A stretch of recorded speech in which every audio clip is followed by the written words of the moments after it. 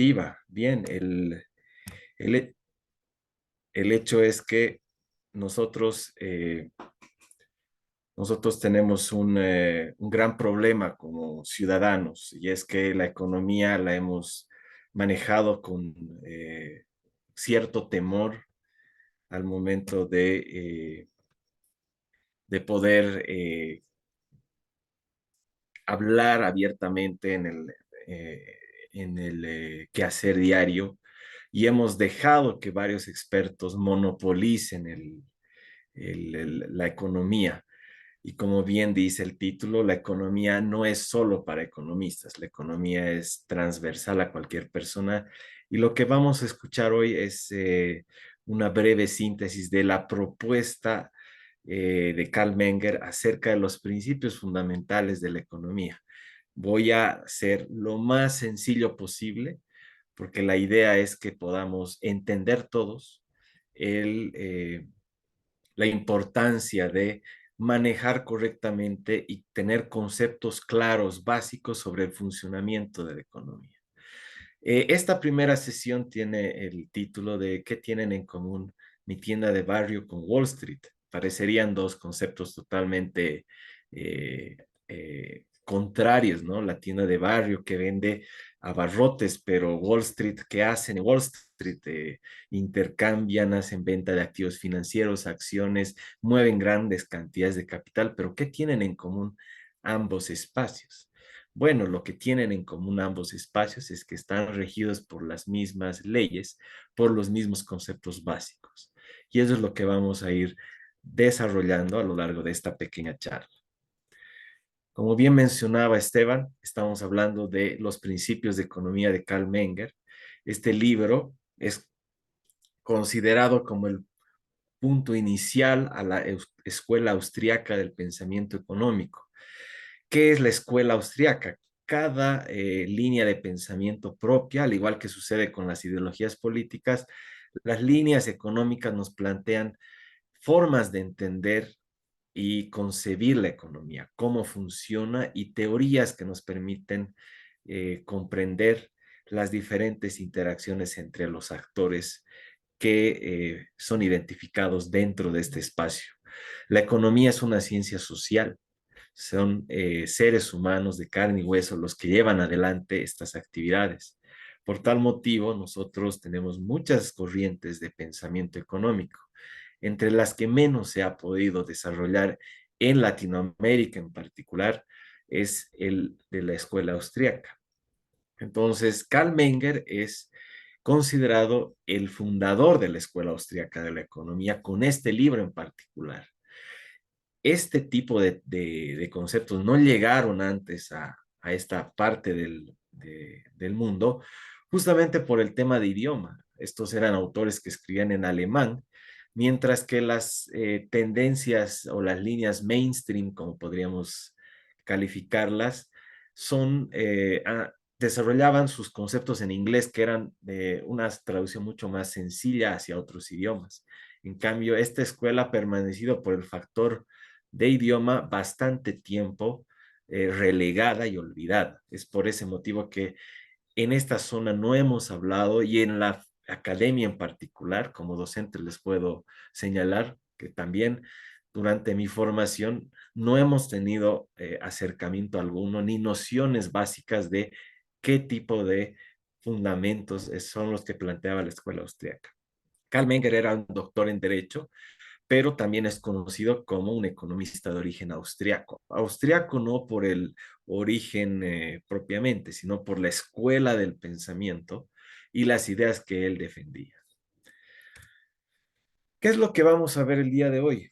Vamos a ver el individuo y sus objetivos, la naturaleza de los bienes, el valor como un concepto, el mercado y el dinero. Las instituciones naturales, vamos a llamarlas así, tienen esta calificación o este denominativo justamente porque surgen de manera espontánea, es decir, no existe en este caso ninguna intervención de un ente superior como el Estado para su creación o tuición. Por ese motivo es que las instituciones naturales de la economía han precedido a los estados modernos y por esta razón nosotros podemos dar o calificarlas como instituciones naturales. ¿Producto de qué? Producto de la evolución y las actividades de intercambio que han tenido los hombres primitivos a lo largo de toda su evolución. Eso es lo que vamos a ver a grandes rasgos y nuevamente tratando de ser lo más claros posibles con conceptos muy sencillos para que tengamos una noción cabal de el libro y la propuesta de Karl Menger. Empecemos con el individuo y sus objetivos. Muchos dicen que el objetivo del individuo es ser feliz, el objetivo del individuo es prosperar, el objetivo del individuo es ser solidario, formar comunidades. Bueno, el objetivo principal, y aquí hay que ser bastante claros, es que el individuo como tal tiene dos posibilidades, o existe o perece. En este caso, la evolución lo obligó a tomar esta decisión y la supervivencia de este fue guiando sus pasos para poder perfeccionar los medios de supervivencia que éste tenía al alcance. En principio, el ser humano, a lo largo de su evolución, no conocía el concepto de comunidad o sociedad, sino más bien era un ente nómada que se movía en función a los recursos que encontraba y buscaba espacios de refugio, como las cuevas y demás, donde podía mantener o preservar su seguridad. Esto fue cambiando a lo largo de la historia, pero la impronta de supervivencia se mantuvo latente en el ser humano, en todas sus etapas, desde las más primitivas hasta la moderna, cuando ya decide formar comunidades y desarrollar actividades para que en ese espacio congregadas puedan resolver sus problemas más urgentes, como la alimentación, la vestimenta y en este caso la prolongación o la subsistencia de las futuras generaciones, ¿no? La descendencia. Entonces, las necesidades básicas son las que han llevado al ser humano, al individuo, a seguir manteniendo un proceso de renovación y innovación permanente, incluso antes de lo que ahora conocemos como economía moderna, sino la necesidad lo obligó a desarrollar este tipo de capacidades.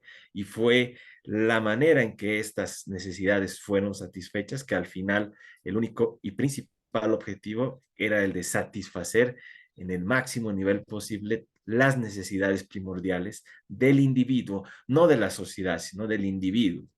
Y eso hay que tener claro porque hay visiones colectivistas de la noción o la razón de ser del ser humano, ¿no? ¿Por qué estamos aquí? Bueno, el individuo tiene esta, si ustedes quieren, decisión fundamental, o existe o no existe. Es básicamente lo que puede explicar posteriormente el desarrollo y el devenir de sus acciones. Ya que hemos definido cuál es el objetivo de los seres humanos, el de subsistir y esta decisión fundamental que fue evolucionando con el pasar de los años y de las épocas, tenemos que mencionar la naturaleza de los bienes. En primera instancia, los seres humanos utilizaban bienes que estaban al alcance, que eran de consumo directo. Por ejemplo, la recolección de frutos silvestres le permitían alimentarse. En esas circunstancias, el ser humano accedía directamente a estos bienes desde la naturaleza que estaba en su entorno. Cuando estos recursos escaseaban, se tenía que mover hacia otros lugares. ¿Para qué? Para volver a repetir el mismo ciclo, la búsqueda de bienes para poder satisfacer esas necesidades.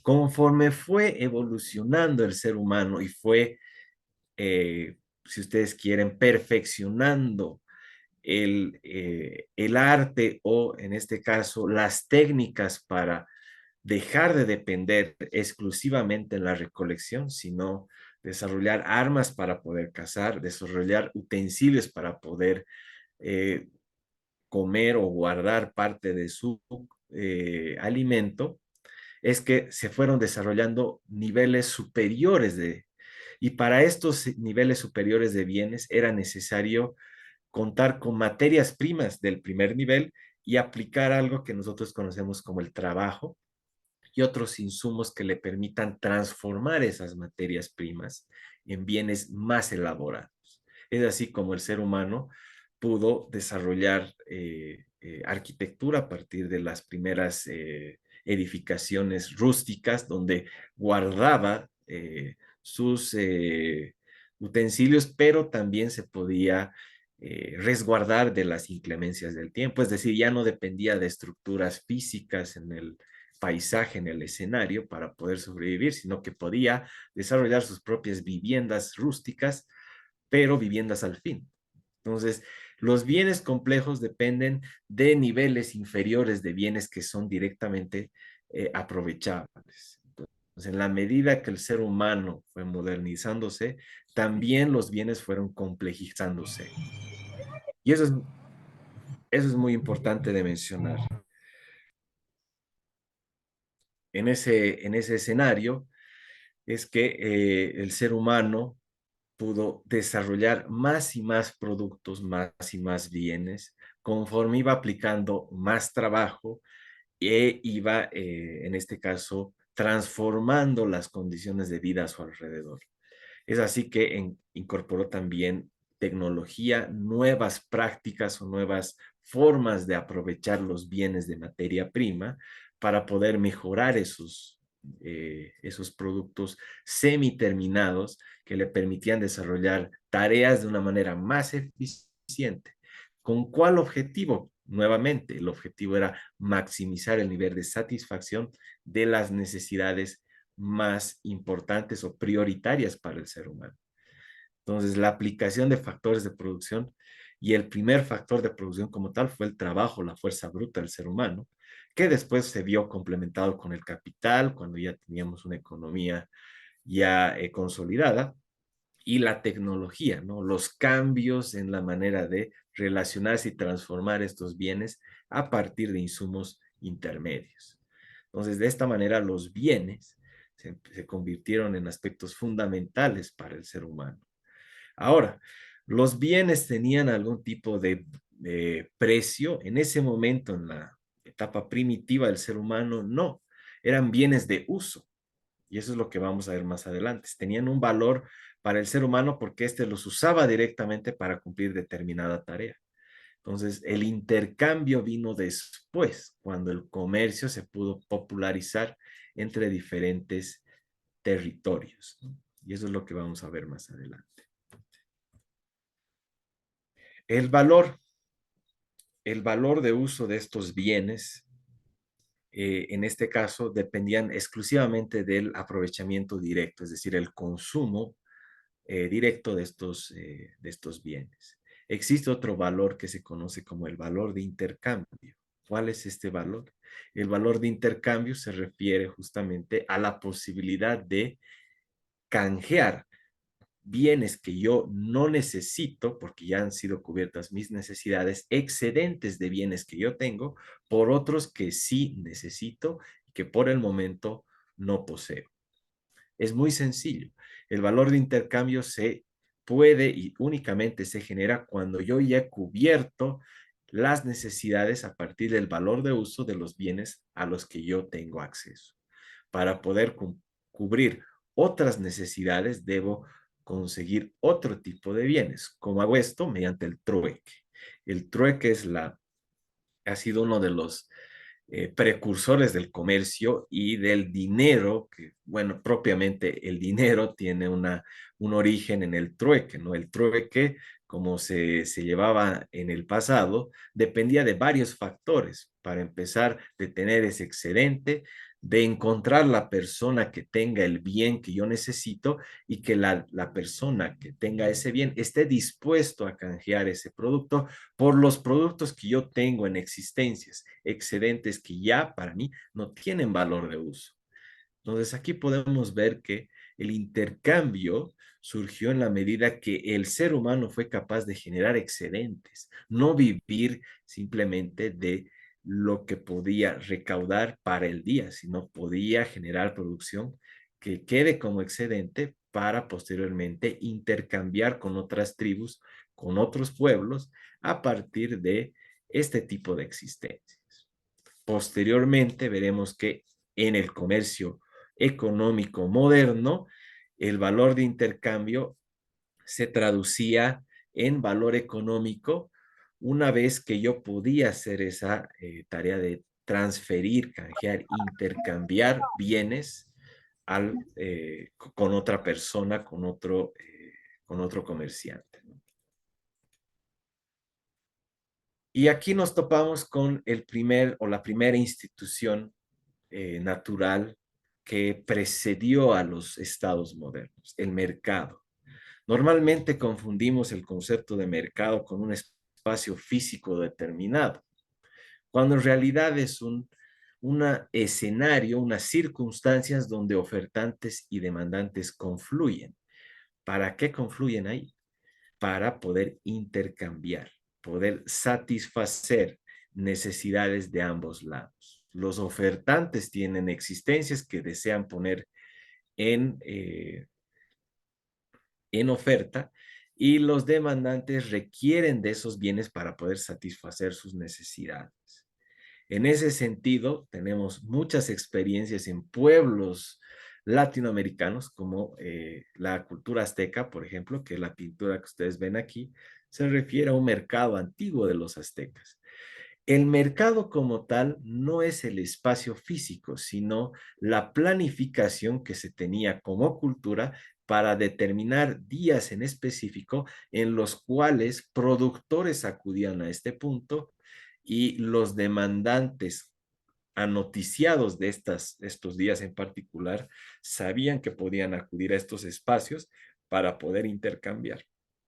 Entonces el mercado no es un espacio físico, sino más bien son las personas que participan de ese escenario donde confluyen. ¿Qué personas? Demandantes que requieren de productos o servicios y ofertantes, proveedores de estos bienes o servicios, ¿no? Hoy en día, estos espacios físicos ya no son necesariamente instalaciones o ferias como normalmente conocemos. Hoy en día el Internet ha reemplazado este tipo de espacios físicos que ya no nos requieren de manera presencial en el espacio, sino nosotros podemos interactuar con ofertantes y demandantes de todas partes del mundo. Es la evolución de lo que antes hacían los pueblos, ¿no? Nuevamente, esto no estaba determinado por los gobiernos, sino era parte de la organización espontánea de la ciudadanía, de los individuos. Es justamente el mercado una de las primeras instituciones naturales, porque ahí confluíamos para poder intercambiar mediante el trueque los excedentes de bienes que para nosotros ya no tenían valor de uso, sino tenían mayor significancia como valor de intercambio. Los que tenían pieles en exceso podían intercambiarlas con las personas que tenían carne, con las personas que tenían papa, con las personas que tenían utensilios que eran de utilidad para esa persona en particular. Una vez que nosotros nos ubicamos en este espacio fundamental del mercado, nos damos cuenta que las transacciones no se desarrollan de una manera muy eficiente. ¿Por qué? Porque necesitamos cumplir varios requisitos para poder llevar adelante este intercambio. Y uno de estos era que ambas partes tengan los productos que requerían mutuamente. Si esta coincidencia no se cumplía, entonces la transacción se veía imposibilitada. ¿Qué tenían que hacer entonces? Normalmente buscaban otros bienes que tenían mayor posibilidad de ser intercambiados, mayor aceptación para que puedan viabilizar de manera indirecta haciendo un intercambio previo, la satisfacción o el acceso a los bienes finales que ellos querían tener en su posesión para poder satisfacer esas necesidades. Y aquí es donde surge el dinero. Se vio necesario, de manera espontánea nuevamente, el ser humano pudo evidenciar que para hacer más fáciles estas transacciones deberían tener un bien, o en este caso, una mercancía que fuera de aceptación global. ¿Para qué? Para poder realizar de manera más fácil las transacciones sin necesidad de coincidir en los productos que ambas partes requerían. Aquí es donde surge los metales que se utilizaban como dinero. Aquí pueden ver que estos metales estaban acuñados con una figura. Es justamente porque en la antigüedad, antes de que se utilice el metal como medio de intercambio válido, se utilizaba el ganado. Entonces, dependiendo de la zona donde ustedes eh, analicen la historia, podían ser vacas, podían ser bueyes, podían ser bisontes, podían ser ovejas, es decir, había distintos animales que servían como ese puente que les mencionaba hace unos minutos para poder llegar al bien que yo necesitaba, porque todos requerían, o la mayoría de las personas aceptaba el ganado porque tenía muchas prestaciones, ¿no? Entonces, nadie se hacía ningún problema si de ganado se aceptaba. Entonces, eso también viabilizaba las transacciones. Pero había un problema. Las personas que ya no vivían en ese lugar y tenían que recorrer grandes distancias veían muy difícil el poder mantener esas transacciones vía ganado, porque el ganado tenía que trasladarse de un lugar a otro. Mientras más largas las distancias, mayor el coste y el riesgo de poder perder ese bien de intercambio, con valor de intercambio que ustedes tenían, en este caso el ganado. Es por eso que si ustedes ven en las monedas aquí, tienen siempre referencia a un animal. ¿Por qué? Porque representaban el tipo de cambio, ganado a metal precioso.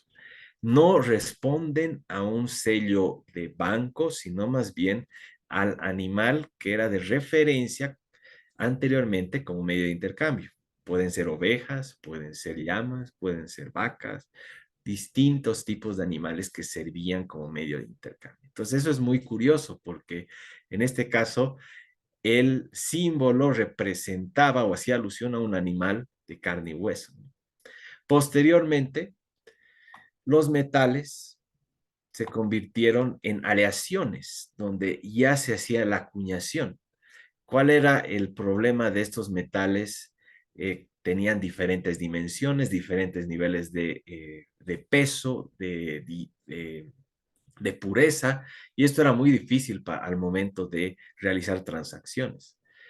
En el libro, Carl Menger menciona que al analizar la historia podemos ver que en este caso, los antiguos comerciantes le daban a las personas que iban al mercado un cincel y un martillo. ¿Para qué? Para que ellos puedan romper partes de esos metales de tal manera que puedan llevar adelante esas transacciones, ¿no? Era muy difícil porque en el proceso era difícil establecer, o en este caso, individualizar monedas como tales, ¿no? Entonces se dejaban llevar por muchas imprecisiones o muchos cálculos subjetivos muchas veces. Es así que se ve la necesidad de estandarizar las monedas y aquí el sello de confianza lo ponían los bancos modernos, los bancos que ponían, o en este caso, bancos o señores que poseían gran cantidad de capital o de metales y servían como garantía de seguridad sobre la pureza, la calidad, los metales que estaban sujetos en esas aleaciones. Empezamos con el cobre y el plomo y fuimos migrando a aleaciones de plata y oro. Pero estos fueron también muy importantes porque nos permitieron agilizar las transacciones, a lo largo del tiempo. Y ya no depender del trueque tan primitivo, sino agilizar esto mediante un método de pago válido para la totalidad de la sociedad. Entonces era mucho más ágil el proceso. Y esto también permitió que la economía pueda expandirse, porque esto trascendió fronteras y el comercio pudo llevarse adelante de una manera mucho más eficiente. Entonces, el dinero también es una institución natural. El dinero no fue producto de una legislación, el dinero no fue producto de las determinaciones de los políticos o el Estado, sino más bien fue producto del perfeccionamiento y el acuerdo permanente entre los actores que le daban validez y legitimidad a la hora de hacer sus transacciones.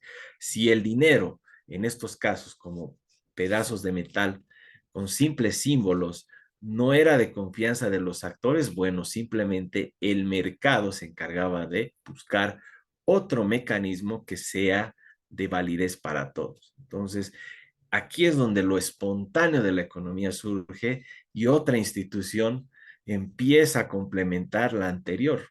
El mercado, ahora el dinero.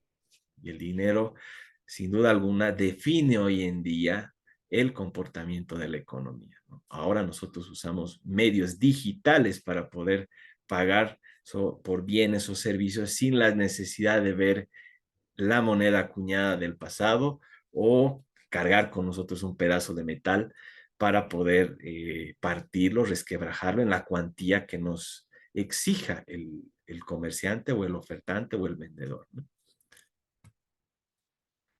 Bien, ¿qué nos dice Karl Menger en relación a todo esto?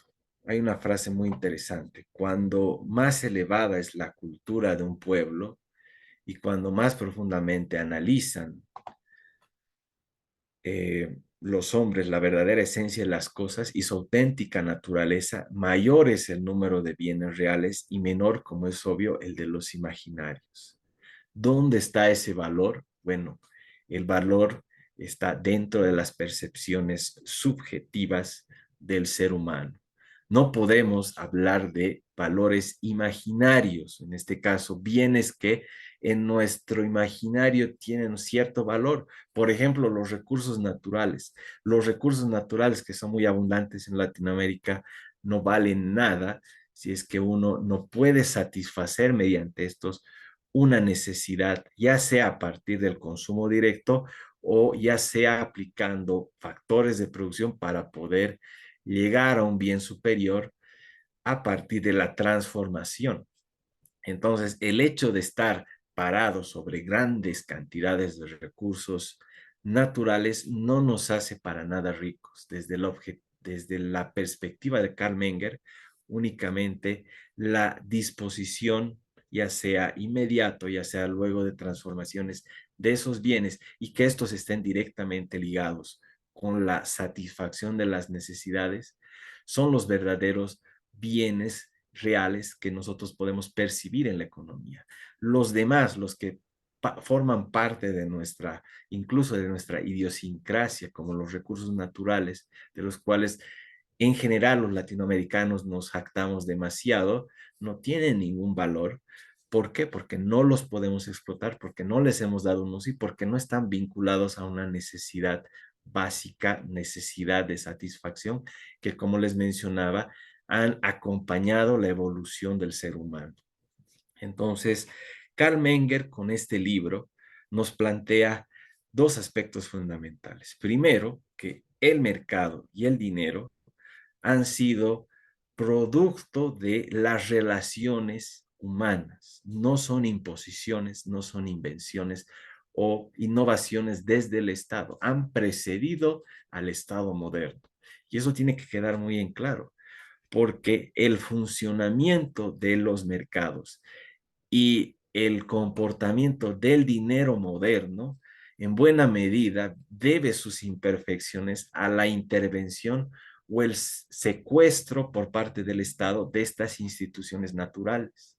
Karl Menger mencionaba muy bien el tema de los bienes y el concepto de valor al dejarle la tuición al Estado, por ejemplo, de establecer el valor de la moneda o la confianza sobre la moneda, estamos dejando de lado a los verdaderos actores que hacen uso de este medio para poder llevar adelante sus transacciones. Son al final los ciudadanos, son al final los individuos los que deciden cuál es el medio legítimo, el medio de confianza para poder hacer las transacciones.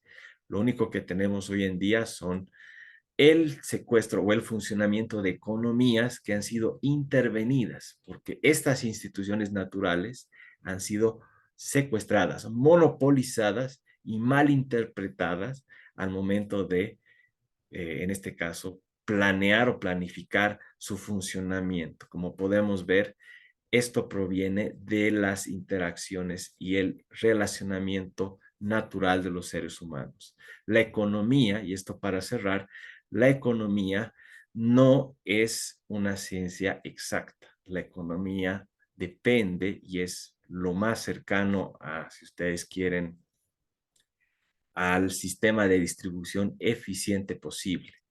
Entonces, la economía se tiene que tratar como una ciencia social. Siendo una ciencia social, depende de los individuos en particular, sus prioridades y los errores, las imperfecciones inherentes al ser humano que generan acuerdos lo más eficientemente posible dentro de este entorno natural que nosotros conocemos como mercado.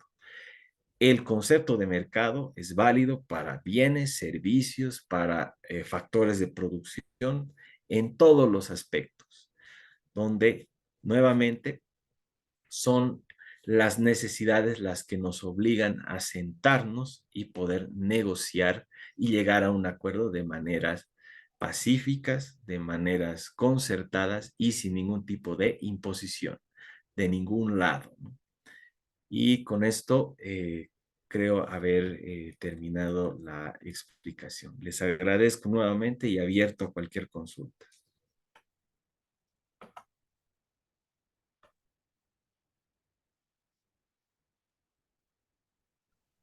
Bueno, si alguien desea hacer alguna pregunta, lo puede hacer, dado que, bueno, nuestra asistencia es un poco menor, pueden prender sus micrófonos.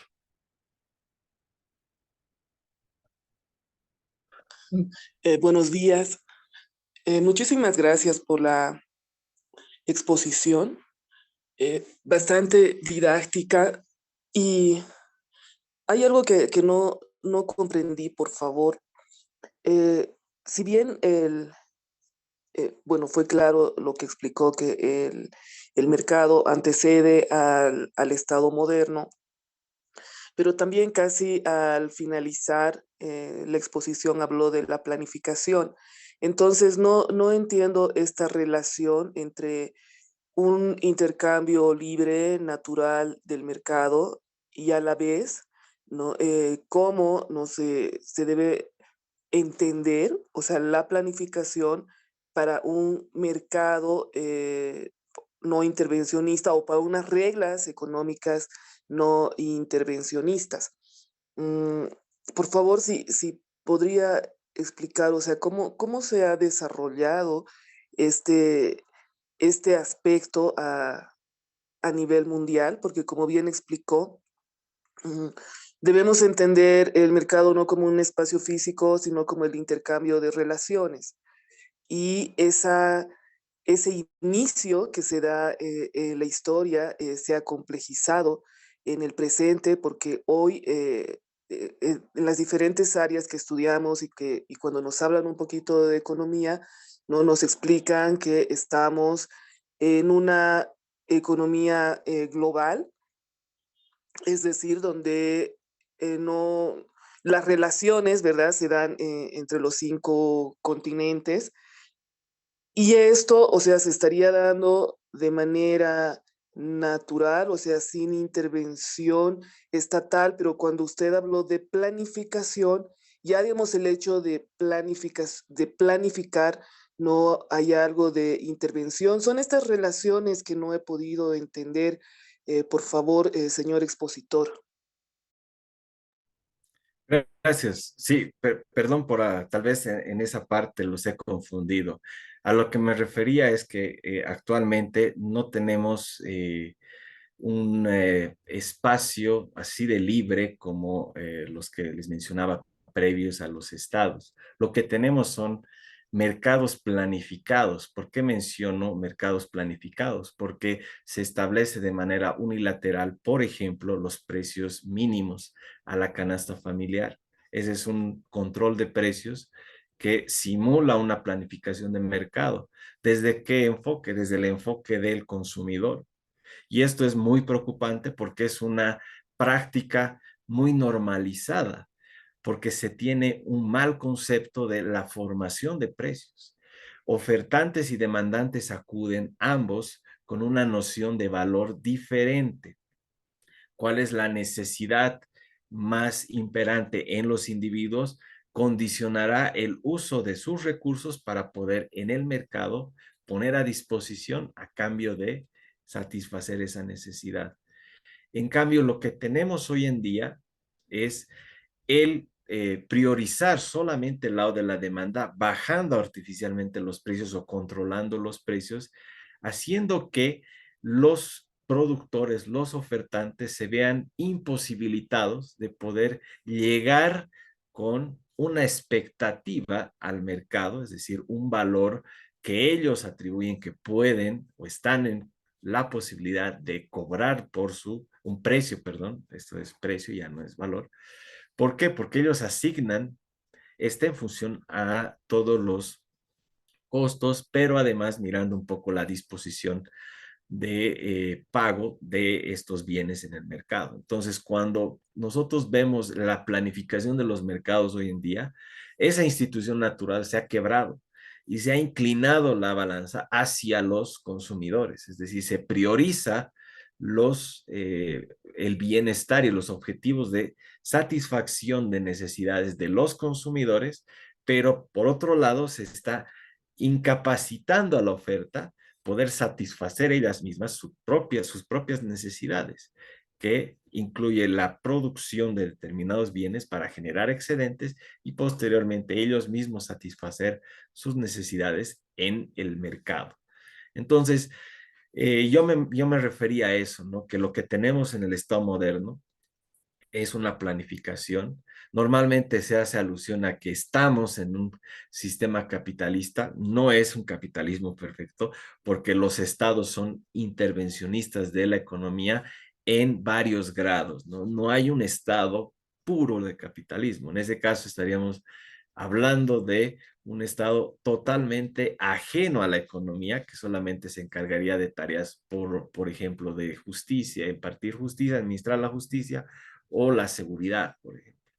Pero no tenemos ni de lejos un Estado que llene esas condiciones. Entonces, la planificación, para cerrar, la planificación institucional de los mercados es lo que tenemos hoy en día, en particular en los países latinoamericanos. Cuando surgen estos problemas de escasez, el mercado le dice a los ofertantes dónde es necesario que ellos puedan invertir, porque el bien es tan escaso que la puja por ese bien tan escaso hace que los demandantes estén dispuestos a sacrificar mayor cantidad de recursos que ellos tienen por llegar a ese producto en particular. Y eso es lo que no entendemos, ¿no? Cuando nosotros bajamos artificialmente el precio, le estamos diciendo mediante el lenguaje de mercado que el producto es abundante. ¿Y qué hacen los ofertantes? Se retiran de estos mercados intervenidos. No porque le tengan desconfianza al Estado, porque ellos ven que el precio no justifica desarrollar toda una actividad productiva para poder llegar a satisfacer las necesidades que en ese mercado se tratan de satisfacer, ¿no? Entonces, no sé si te he podido aclarar esta parte. Sí, muchas gracias. De forma teórica le entendí. Y para no monopolizar, simplemente me gustaría preguntarle, por favor, si usted fuera ministro de Economía, ¿cómo organizaría la economía en nuestro país? Un poco para arribar en nuestro contexto, por favor. Una buena pregunta. Si yo fuera ministro de Economía, no tendría por qué planificar la economía. Lo único que tendríamos que hacer en todo caso sería dejar, y creo que es lo más importante, volcar al Banco Central dentro de su autonomía, ¿no? Respetar la institucionalidad del Banco Central, porque creo yo que lo que tenemos en nuestro contexto es una intervención no solamente de la institución natural del mercado, a través de regulaciones, fiscalizaciones, controles de precio, impuestos excesivos, burocracia que rueda alrededor de la economía formal, sino también han logrado intervenir el mercado de capitales, que es más frágil porque estamos hablando de el medio legítimo vigente en el país, que no solamente nos sirve como intercambio, sino como reserva de valor. Es decir, hay muchas personas que tienen ahorros expresados en esta moneda. Y si nosotros hacemos un mal manejo del dinero, al igual que cualquier otra mercancía, estaríamos afectando no solamente el consumo actual o las necesidades actuales, sino las futuras, las perspectivas a futuro de muchas familias. Entonces, yo creo que lo mejor que puede hacer un ministro de Economía es no hacer nada, ¿no? Simplemente desregularizar o desburocratizar la economía, dejando nuevamente, y aquí podemos tocar el tema de la descentralización, ¿no? Cuando se centraliza mucho el poder político y está muy alejado de las regiones, lo que sucede es un proceso de ineficiencia permanente que va creciendo cada día más. Entonces, creo yo que la respuesta sería un ministro de Economía tiene que dejar hacer en lugar de él hacer algo por la economía.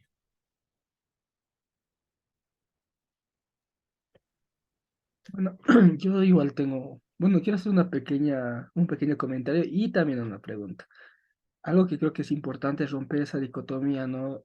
Que muchas veces se plantea directamente entre o eres oferente o eres demandante, cuando todos somos ambos al mismo tiempo, ¿no?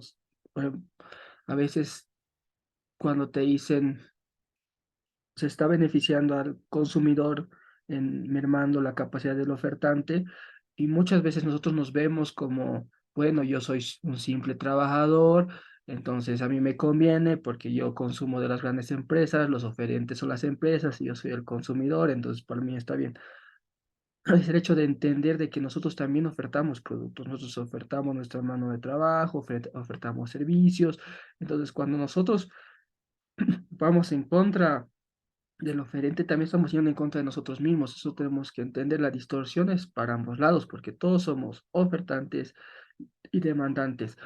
Ahora, perdón, Carlos, yo te quería preguntar, en el caso de de los mercados negros, por ejemplo, o en el caso de lo que pasa en Argentina o Venezuela con el dólar blue, ¿no? Que es un precio paralelo al oficial, que igual se puede considerar un mercado negro de dinero.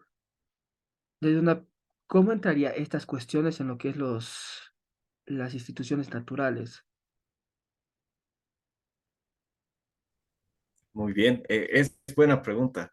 Normalmente se cree que los mercados negros o el mercado informal es perfecto o es lo más cercano a los mecanismos puros de mercado, oferta y demanda.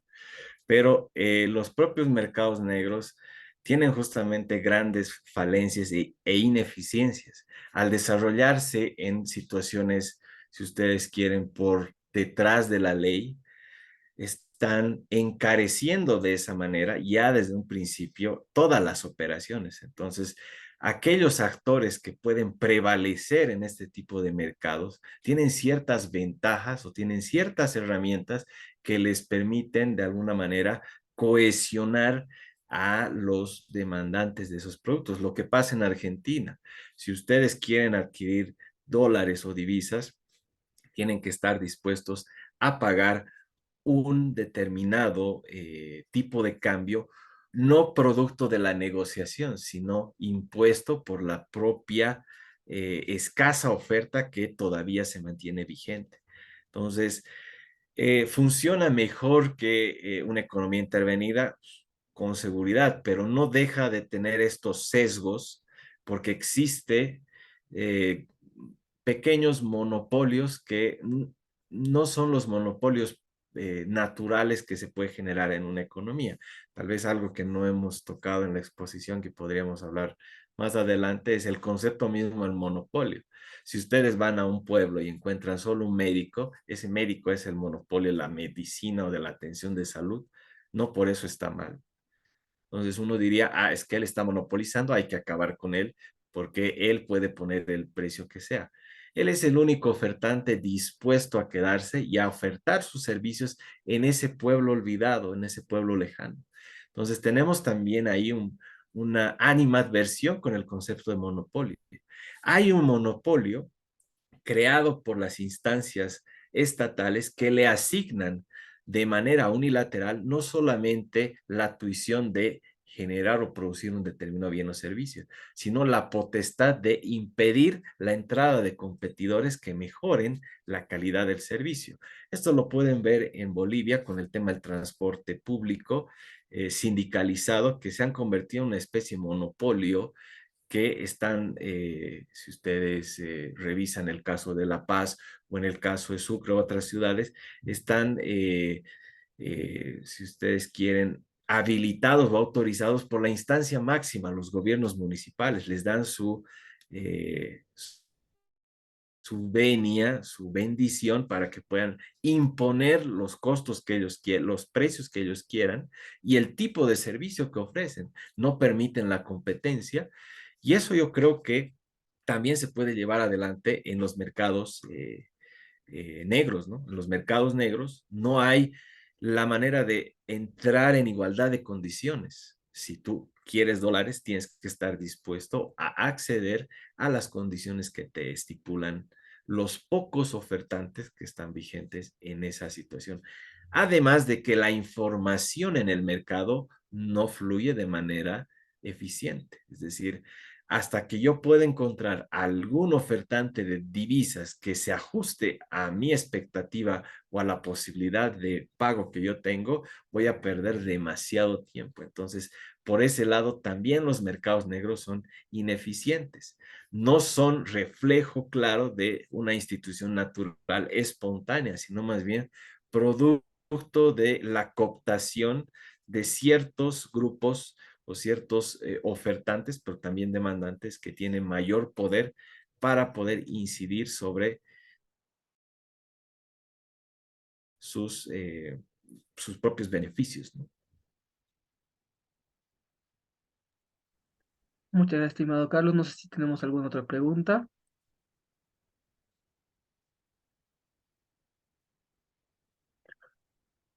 Bueno, creo que no. Bueno, estimado Carlos, creo que con esto, Perdón, ya que nadie va a preguntar, ¿puedo claro que utilizar sí. unos 30 segundos? Bueno, en primer lugar, al señor Cardoso, muchísimas gracias por esta conferencia.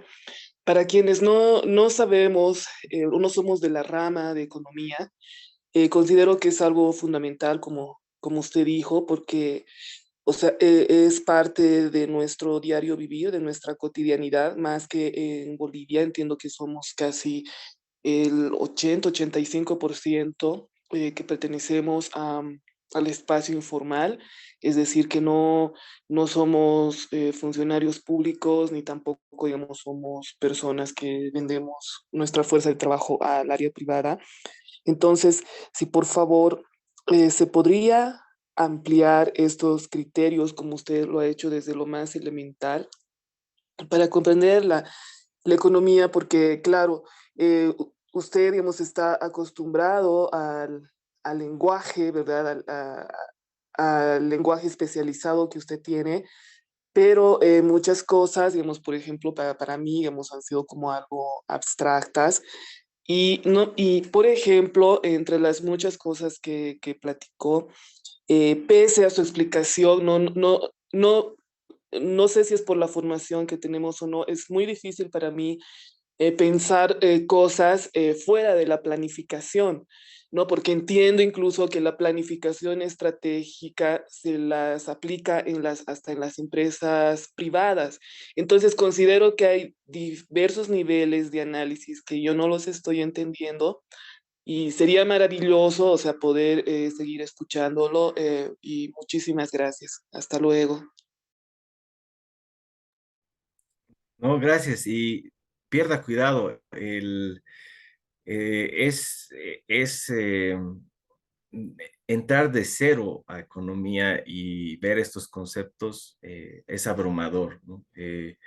Y le digo con total sinceridad, el sistema educativo en nuestro país nos ha puesto en esa situación a todos. No crea que yo soy un iluminado, ¿no? A mí me ha costado, al igual que usted, entender estos conceptos después de haber logrado mi título en economía, ¿no? Entonces, yo soy economista de profesión, incluso a mí eh, se me ha hecho difícil cambiar de mentalidad, porque yo, igual que usted, tenía el mismo concepto de la economía planificada, porque eso es lo que nos dicen en la universidad y no hay otro lugar donde comparar. Tal vez es muy abstracto, pero simplemente véalas. Esto es muy interesante y tal vez lo pueden poner en práctica. Vean cómo funcionan los mercados, vayan al mercado, dense una vuelta y vean cómo se relacionan los actores. Vean qué tipo de relación o vínculo pueden hacer. No necesitan ser parientes, no necesitan ser amigos para poder beneficiarse mutuamente. Ahí es donde uno empieza a darse cuenta cómo es que esta gente puede desarrollar esas actividades sin haber tenido un concepto, por ejemplo, economía, o saber cómo poner el precio a su producto. Ninguna de estas personas probablemente no tiene ni siquiera estudios de bachillerato, pero está haciendo economía. Es porque, como decía Esteban, y creo que ese es el punto que hay que resaltar, nosotros somos la economía. Nuestras acciones sociales son nuestra interacción, nuestros vínculos de individuo con individuo nos llevan a llevar ese vínculo a otros niveles, ¿no? Comercio. Hoy día yo te puedo estar vendiendo una mercancía, el día de mañana tú me puedes estar ofertando otro servicio. Entonces, ese tipo de relaciones, vínculos sociales, genera beneficios o satisfacciones globales, maximiza la eficiencia, pero sobre todo mejora la calidad de satisfacción de las necesidades de nosotros. Y creo yo que deberíamos llevarnos esto. Somos todos, no solo los empresarios, todos somos benefactores sociales en potencia. Nosotros podemos ayudar al prójimo ayudándonos a nosotros mismos. ¿Cómo? Produciendo, innovando, generando oportunidades, arriesgando. Ese es el potencial del ser humano, que como les decía,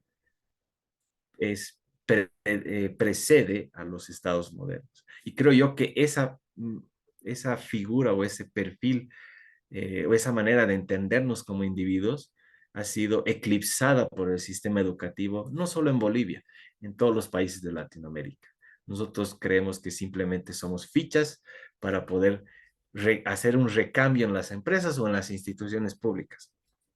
Nosotros somos más que eso, más que recursos intercambiables. Cada uno a partir de su individualidad genera un efecto totalmente diferente en su entorno y creo yo que deberíamos librarnos eso, ¿no? Los individuos como tales pueden hacer la diferencia a través de esto, ¿no? En una economía mucho más amplia, ¿no? No son las políticas macroeconómicas o las políticas del gobierno, creo yo que son los individuos los que pueden hacer esto. Y son la diferencia entre países pobres y países ricos. Hemos visto lo que ha podido hacer el Estado hasta ahora. ¿Por qué no le damos una oportunidad al individuo de poder, a partir de la satisfacción de sus necesidades, ver por las necesidades de los demás, ¿no? Servir a los demás sirviéndose a sí mismo?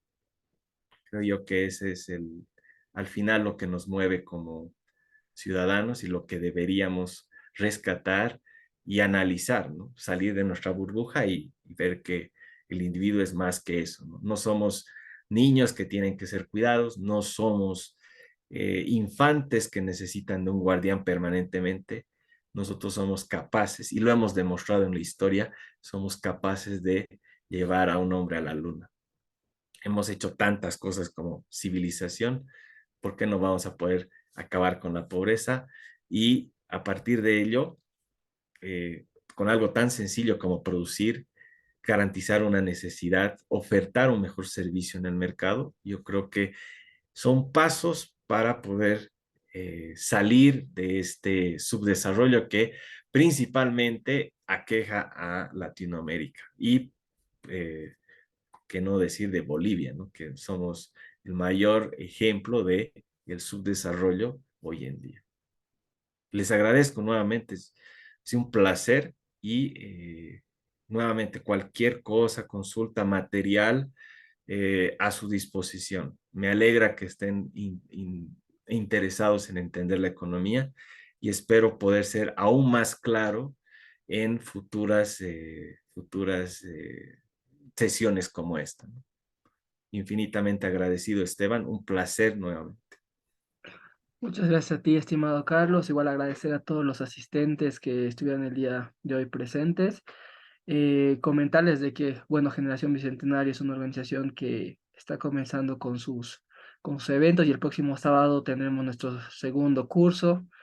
Parte de este cursillo que estamos realizando será junto con Juan Pablo Suárez, presidente del Colegio de Economistas de Santa Cruz. Así que todos están totalmente invitados y una vez más agradecer a Carlos por todo el conocimiento, por el tiempo invertido, por el hecho de estar aquí y por haber hecho tan fácil entender estos conceptos que muchas veces parecen tan alejados de nosotros. Bueno, con eso nos despedimos. Muchas gracias a todos y que tengan un excelente fin de semana.